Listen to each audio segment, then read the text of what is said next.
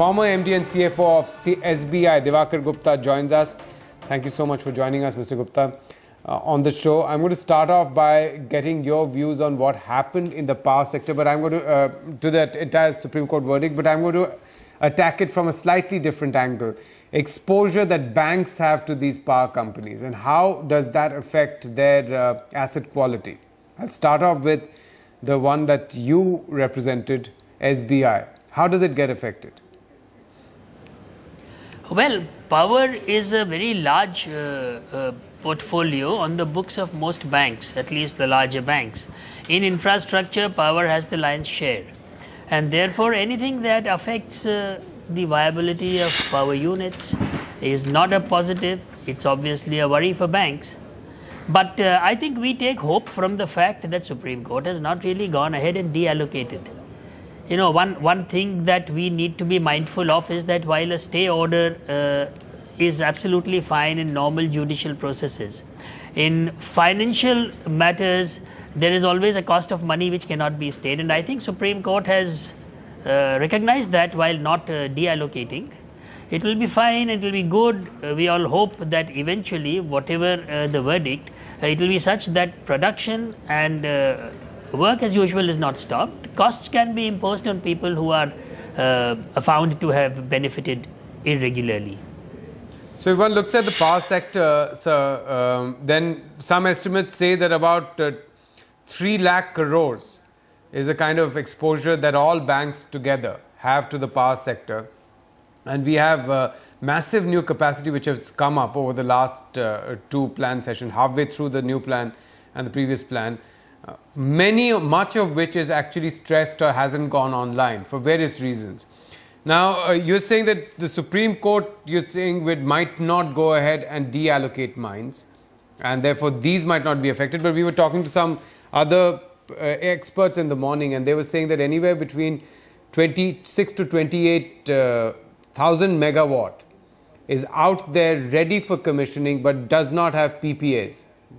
Now, how much of this space is likely to turn into stressed or NPAs for big banks? Well, you know, at one level, power is something, the demand for which is inelastic. So as far as the pricing of power is concerned, I don't think viability per se should be an issue. At any level, at any price, power will have demand, it will sell, revenues will come. The issues that arise really arise out of either the legal aspects or out of political compulsions. So, as we all know, the power sector is beset by many problems. This coal allocation part is just one of them. The fact of the matter is that while PPAs may not be there, that's the way projects have been funded in the past. The fact of the matter also is that the shortage in the supply of coal actually arises from a public utility. So, where do you fix the blame? It's a very convoluted or rather complex problem. SEBs don't have the wherewithal to buy. Now, if you look at the Indonesian dispensation of July last year, July 2012, you know, you can actually interpret it as force majeure, in which case a tariff increase is justified. But you have obviously conflicting views and contrarian positions even on that. Today you have had an appellate authority order being stayed by the Supreme Court. I think somewhere the awareness at the highest level has to come about that when financial matters are being dealt with, expedition is absolutely important, and even more important than expedition is the fact that in the meanwhile nothing should impair the normal functioning of whichever unit it is. The promoters can always be imposed a cost, and that is absolutely fine. I mean, they may have to sell a unit, they may be divested of its possession, but the unit and its own production viability should not get affected. I think that should be the cornerstone and the basis of the framework of judicial dispensations in these matters. Well, again, Mr. Gupta, as you pointed out, there are 3-4 problems in that sector, and banks are exposed quite a bit to that entire sector. About 20 to 30% more than the total NPAs in the banking system is the exposure out there to the power sector. Power companies are heavily leveraged, highly leveraged. The SEBs themselves are bankrupt. Now, there is an issue of affordability. You can bring in force majeure, but the point is that who's going to be able to buy power at high tariffs? No, but that is exactly the point I was making. I don't think the issue is of affordability. People will pay 8 rupees a unit. The problem is with the intermediaries who are distributing it, or with governments that want to set unrealistically low tariffs or free power. So it is those structural issues that need to get addressed, and in some ways they have been addressed in the past as well. But really that is where the solution lies. I don't think a 40 paise or a 80 paise increase per unit of power makes it unaffordable. There are price increases which are much more significant in many other areas of day-to-day living for all of us.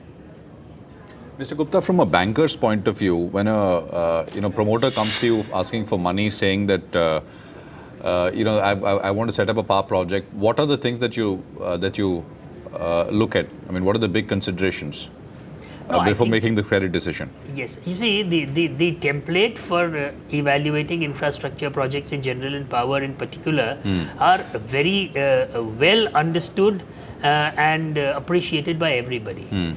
But you know what happens is that when you are putting up a big project, if you were to really wait for all approvals, you wouldn't get anywhere. So effectively a situation comes around when you have some kind of a sense of who will buy, but an actual purchase agreement happens a little later. No, so but what do the rules say? What are the things that should be in place before the credit is dispersed? No, certainly. Before the credit dispensation is done? Certainly, from a banker's point of view, you should have a waterproof, watertight fuel supply arrangement and a watertight offtake arrangement. And in fact, many of these agreements do have offtake arrangements which include deemed usage. The question is that you have nuances which have not been thought of. For example, pass-through for fuel increases may not have been thought of since Coal India was giving the coal. And now when you come up with a situation which is one-off, which was not thought of, you can either take the view, no, it's a contract, or you can take the view that there is a public good, it is required and it is reasonable that people will pay whatever is the cost of its production. In which case you allow the tariff increase. Particularly with respect to the Indonesian example, irrespective of who had bid, this problem would have come to visit anybody. So saying that it was a competitive bid which can get unfair on other people is not really true. If this contract had been with any of those other people, they would have had the same problem. I think that's where you need to have a larger picture and go by the spirit of things. You know, it's like a patient who is rushed into a hospital because he's bleeding profusely, and just as the doctor is about to attend on him, he says, no, but this looks like a gunshot wound. So now put him away in the corridor, and until the police decides to do what, we'll not treat him. You know, you can't do that. Otherwise, you are actually throwing the baby out with the bathwater. You will get into a situation which is not retrievable. And obviously, banks will also take their share of the hit if that happens. So what do you think banks are doing right now, Mr. Gupta? So as of yesterday's Supreme Court order, mining has stopped. The understanding is that mining has stopped. Now, of course, the court will decide what it wants to do with a lot of these, with all of these mines, right? All of these allocations, what needs to be done. You are saying the thing to do would be to impose a cost on people who did the actual wrongdoing without actually letting the project suffer, right? Absolutely. But from a banker's perspective, what would be going on right now? No, I think it's too early. The judgment has come in yesterday. It is interim. Something more is expected on 1st of September. And in any case, in my current position, I really don't know what the banks are thinking or doing right now. But based on my past experience, I would think the banks would not be unduly worried. They may have a point of view which they may try to convey through the appropriate channels. But other than that, you know, I personally am very sanguine about infrastructure. In the long term, irrespective of the problems in the sector, I don't think people will lose money on power. There may be some haircuts linked to holding cost while projects have been delayed. That's not going to reach the principal. That may only be some kind of a remission in the interest, some kind of restructuring in the repayment. But personally, I would think that, you know, like retail housing, infrastructure has its strengths, assets are there, the demand is there. The promoters in most cases are competent to execute them. So I would still remain fairly confident that eventually these projects will surmount their problems and be profitable and healthy. Mr. Gupta, what do you mean that the promoters are competent to handle these? Because the promoters did it based on leverage.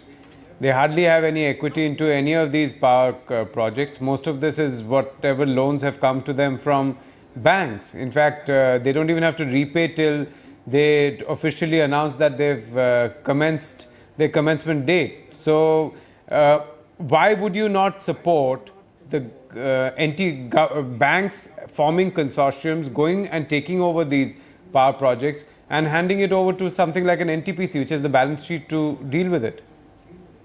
No, I don't think any promoter has been found technically wanting in running a project. Funding and financing is another aspect altogether. I have already said that if you find something which is unfair or which is wrong. But Mr. Gupta, that is true for millions of people in India. They would say that we are competent to run businesses, we just don't have the money. And would banks go around giving money to them to show their competence? No. Let me try to answer your question another way. Today you have a project which is already under implementation, and for good or for bad somebody is doing it. You know, as a banker you have to be very careful when you force a change of management, because if you force a change of management, the new management may be professional but has no ownership. What happens when they come back to you after 6 months or 1 year and say, sorry, we are not able to run it? So unless you really find a management absolutely incompetent, change of management should be the last resort. And I don't think, from my personal experience of these power projects, that there is any management which failed in commissioning a project because it did not have the professional expertise to execute it. Funding is a completely different issue. It's like allocation. I just want to take an analogy that you drew up just a short while back about a man who was injured, taken to the hospital, and the doctors, just as they're about to treat him, say that, oh my God, this is a gunshot wound and therefore we will not treat him. You can't let the person die. But suppose there is a person who's about to die and there's another person who would survive that if you took the organs and transplanted. This happens all the time, right? Cadaver transplants, or you see that a person is brain dead, you try to save the other person who can survive. So that's, in some senses, that's an analogy as well. And so here's a management which can't run the plant because it doesn't have the money, it doesn't have the coal blocks. Take that and give it to someone who can run it. Absolutely. So where you find that it has become unsustainable and somebody else is willing to step in, it's in fact happening. Jayaprakash has done that, Lanco has done that. More of that will happen, I'm sure. And that is perfectly fine. I mean, but you know, ex post facto saying who is over leveraged, why did so much funding take place? There are many factors to it. You know, why are delays happening? Many of them are not in the control of the promoters. Delay in India has a cost of 14 to 15% per annum. So, you know, I don't think we need to be unduly harsh. If you go by the yardstick, then the current promoters who are running some of these projects are in their own right big and competent. Would you have really picked up somebody other than them when the projects were allocated? If okay, no, Mr. Gupta, I'm just going to ask for your indulgence and stay with us. I also have Mr. Ranjan Dhawan, ED of Bank of Baroda, joining us from Mumbai. Thank you so much for joining us, Mr. Dhawan, because I'm sure that it would be, in some senses, thanking your stars or your strategy that Bank of Baroda is one of the few PSU banks which has been less exposed to the power sector. Am I correct?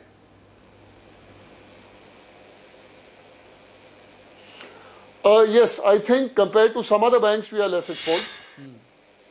And was that a specific strategy you had, or you just don't want to, you try to keep out of exposing yourself too much to one sector? I think it was the result of not taking an overwhelming stake in a particular sector. As a strategy, we don't take very large exposures in any particular sector. And I think it is not simply the power sector. Across all sectors, you will find that Bank of Baroda does not take very large exposures. Sir, could you give us, because the last time we looked at the annual report, I think the exposure to power sector was less than 7% or less than, could you give us the exact number as to how much of your book is exposure just to power sector? I think it's about 6.5%, 7%. 6.5%, 7% right now. Yes, about 6.5%, 7%. And yeah, I think, you know, you will find that as far as, because the bank has taken great care to diversify exposure through all sectors, and so we have not gone overboard in any particular sector, and that also holds true both for iron and steel and power. So, and what is the kind of exposure you have to iron and steel? You said 6.5–7% to power. How much to iron and steel? If I remember correctly, it's about 4.5. 4.5. 4.5. 4.5. Okay. Because you just wanted to cross-check those numbers that we have, because we have a 6.7% power and 4.7 iron and steel, which is slightly lower than what your similar size piece. I would imagine that those are roughly correct. All right. Just want to get a sense of how much are you directly exposed to the companies which were affected yesterday by the Supreme Court's order? Look, we have all sorts of exposures. For instance, we are also exposed to companies who have captive generation. For example, if there are sugar mills who have put up a lot of captive generation plants, they are based on bagasse, and as such they would not be affected. Okay. So, it is very difficult for me. We haven't calculated it. My staff is busy calculating the extent to which we would be affected. But, it is nobody's case that the country does not require power. Yeah. I am sure that a situation will be created whereby, these coal blocks would either be re-auctioned or some administrative way would be found out that the power sector or the steel sector does not starve for want of coal. So when I look at something like a JSPL, do you have exposure to JSPL? That seems to be one of the companies which will be the most strongly hit. Jindal Steel and Power, sir.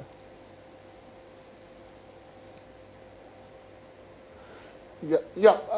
We don't normally like to comment on any particular company. It's a bank's policy. We don't like to comment on any particular company, and we don't discuss it in public. All right. We also have with us in the show Mr. Divakar Gupta. You would know him.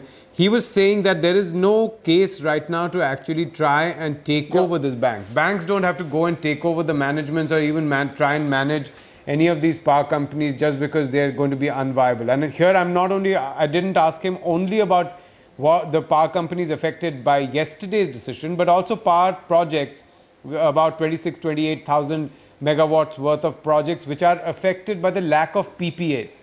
And since they don't have PPAs, they don't have FSAs, they don't have fuel supply agreements. Now, I asked him, do you think it is time for banks to form a consortium, go in and say, okay, since you can't work out a PPA, take it over, give it to someone like NTPC, let them work out a PPA or not work out a PPA, but because they have the money, they can pay back our loans. Is it worth doing that? Look, first of all, you must understand that banks are not in the business of running power project or for any other industry. We are basically financiers. Now, that is number one. Secondly, I do not think that the bank's identification of promoters has been so awful or so bad that we have to, suddenly take over their projects. You will find that a lot of problems that these projects and the promoters have faced. And let me also tell you over here that many of the promoters that we have financed are stalwarts in their field. So therefore, I don't think there is immediately a case to take over any power project. What we have seen repeatedly promoters telling us is that, look, if we don't have coal, we don't have gas, we put up the facilities, we've got the land, we put up the building, we put in the boilers, we put in the generators, the turbines. Now, about a couple of days back, a promoter was with me. He was saying that, look, my facilities are ready, but the government has not put up the evacuation facilities in place. Now, even if we went and gave this project to somebody else, the situation on the ground would remain the same. That the power, if produced, cannot be sold to, cannot be put on the grid. So these are, very basic infrastructural problems that at some point would have to be addressed by the powers that be. I won't jump up and say that, look, we should hand over these projects to anybody. I would certainly, having said that, I would certainly say that there would be 1, 2, 3, perhaps a few projects which may have reached a terminal stage where we may think of handing them to somebody else.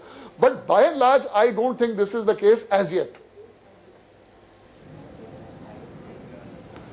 Anand, it's interesting, because we were talking about a news report, and I think a couple of newspapers a few days back talking about the government wanting to create NTPC as this one large, it's already the largest and huge, but even larger, right? Yeah. Actually, NHPC on the one hand, of private power hydropower, and into NTPC itself. for thermal power.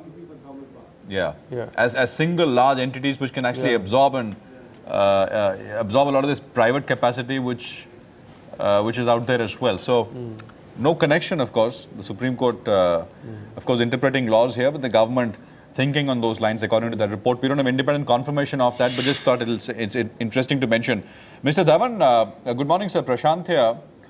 You said that your team is actually working out the actual individual level exposure. Can you tell us what is the next step after you've identified what is the exposure to some of these potentially stressed plants? What is there anything that you're doing? What would you be doing? Look, I think it is far too early at this point of time. The Supreme Court ruling has come out yesterday, and we would work out as to what would be the effect.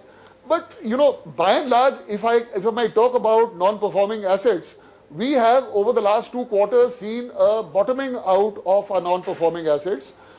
We do think that the worst, for our bank at least, seems to be over. Going forward, I think it is too early, and we would not like to have a knee-jerk reaction as to say what exactly the effect of this ruling will be in the future. Let us wait and see. Let us wait for the 1st of September. Let us also see what administrative measures that the government puts on the ground. And we would really not like to comment on any such thing as the NTPC, whether they would take any projects. I have no idea. I am not privy to such decisions. But I think it would be more appropriate at this point of time to wait and see what happens. No, absolutely. I think, we analyzed the first quarter results and we looked at some 2,000 plus companies. Interest cover actually has gone up for the first time in the last, I think, 16, 17 quarters or so. So I guess that's a clear sign that from a banking perspective, the issue of stressed asset formation is now actually on the decline. But this is a particular instance, and this is something where the court has come in, which has been, as many have said, unexpected. The magnitude of the order, the ruling is unexpected, although we still need to wait for the final ruling from the SC as to how they'd like to tackle this. But since it's not a broad, NPL problem, this is specific to a sector, right? So in that regard, once you've drawn up the list of your exposure, and I'm not talking about what BOB would do, but what would you as a banker do? Would you look at whether you have adequate amount of buffer in the P&L, in the balance sheet? Would you have, is provisioning enough? Or you think even to make educated guesses about these things is too premature at this stage?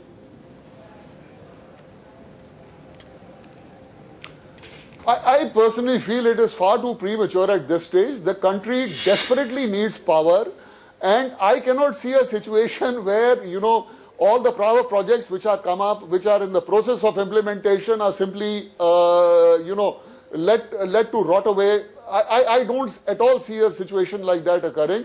I am sure a solution to this would be found sooner rather than later. I think to say more than this is to speculate without enough evidence. But I am sure that a solution would have to be found. The country requires power. Mr. Gupta, you would like to comment on some of what Mr. Dhawan was pointing out? No, I think exactly. What the government needs to do is to de-bottleneck whatever are the bottlenecks. So if you have evacuation which has not happened, you need to do that. Obviously, you have to respect the law and you have to respect what the courts say. The other thing is to really represent to the courts that the show must not stop. Costs are absolutely fine to impose if there have been unfair gains. And that is the bottom line. Really, if we de-bottleneck, I think there is adequate demand, there is adequate purchasing power, and there is adequate viability. We just need to be quick about decisioning. Things go on for very long and that's not good. So now a special court has been created. Hopefully, we will see the end of all these disputes and a new order will emerge. On aggregation and bifurcation, these are cyclical things. Today we are talking about NTPC becoming a behemoth. I am sure one day it will be big enough and then you will say you need smaller entities to be efficient. That's how all businesses go through cycles. We don't need to, as Mr. Dhawan said, be knee-jerk about it. We just need to get in order what is obviously wrong. Right, Mr. Gupta, I just want to move away, and Mr. Dhawan, I want to move away from the power sector issue and look at a little bit about the cleanup exercise that's happening in the PSU bank space. And I want your views, Mr. Gupta, as a former employee and senior employee of SBI, and Mr. Dhawan, you're currently with Bank of Baroda. You know, there has been a lot of chatter in Delhi over the past few years, the last last decade or so, that there has been this rampant corruption in smaller PSU banks, as well as some of the private bank branches where you could go as a, as an accountant, an accounts employee in a small company, go and pay a cut and you get an easier loan. Now, this, however, also means that the leveraging in smaller companies, SMEs, mid-cap, smaller mid-cap companies is also heavily driven by that kind of loans. So when this cleanup process starts, do you think that this is going to unravel and cause a major problem both on the NPA side and as well as, and I'm going to get Mr. Diwakar Gupta first, both on the NPA side as well as resulting in a bit of a collapse in that entire small cap, mid cap space? Well, I have maintained this now for some time. I'll repeat it again.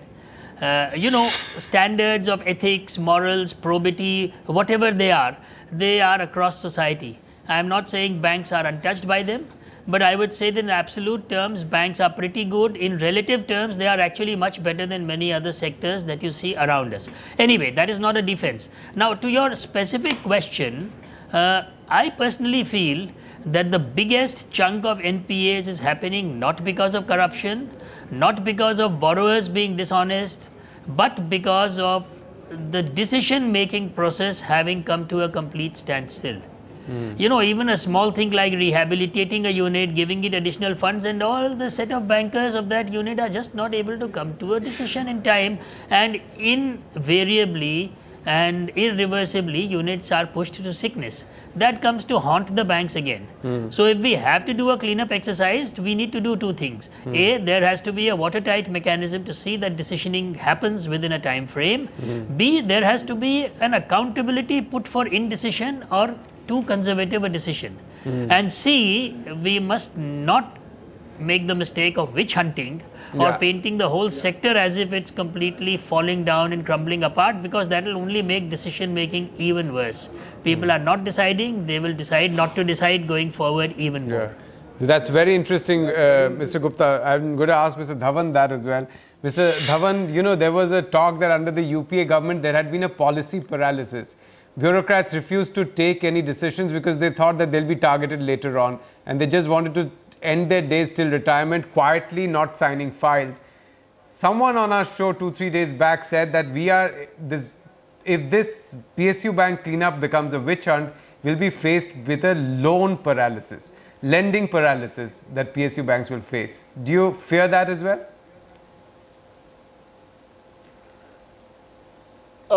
I could not agree more with Mr. Gupta.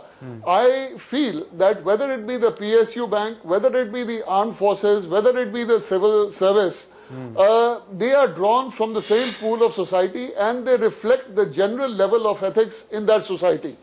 So it would be a mistake to think that the PSU banks are peculiarly afflicted with this problem. Rather, I tend to feel that PSU banks and banking in general, since it is so much driven on trust, we are a little more particular about these things. So I don't think that PSU banks are a class apart. One, as far as cleanup is concerned, the Reserve Bank of India has already prescribed very transparent, very good norms as to what constitutes a non-performing asset, what are the norms on restructuring, and I think all PSU banks are very scrupulously following such norms. So I don't think a cleanup of any kind, is going to make any sort of a difference. Having said that, the decision making, and I again here agree with Mr. Diwakar Gupta, that the decision making process has slowed down because people tend to be a little apprehensive, and unless all the T's and all the I's are dotted, they are afraid to take the... Mr. Dhawan, what I meant is that, the business of banking is to be discretionary, right? Tends to slow down. The business of banking is to have discretion, take risks, give it to people where you expect growth and good returns. And sometimes those calls are wrong and you have to take those calls. Net, as long as you're making good money. Now, when you are going to be facing scrutiny 5 years down the line on taking a business decision which had risks, but which looked good to you, an external environment changed, and then things became bad for that. If you're going to be questioned for that, then you're going to think twice before taking anything which looks risky. You're going to be ultra conservative. Do you agree with that or not? I do feel, yes, to a certain extent that is correct. That, bona fide judgments, every day we are faced with a situation where there are internal norms of, the bank. Now, every industry which is put up does not exactly conform to those internal norms. And we take decisions on a daily basis. For example, our bank may prescribe that the debt-equity ratio of a particular company is to be 2:1, or a particular industry is to be 2:1. A particular proposal may come up which may look very good to us, where the debt-equity ratio is 2.5:1. We have to take a commercial call on it. We take a commercial call on it. So, these deviations that we make are on a day-to-day basis. We make these deviations. So, going down 5 years hence, we would not like to feel that a bona fide decision that we have taken would be questioned for every little deviation that we have given. We give decisions based upon that. Look, their environmental clearance would come through.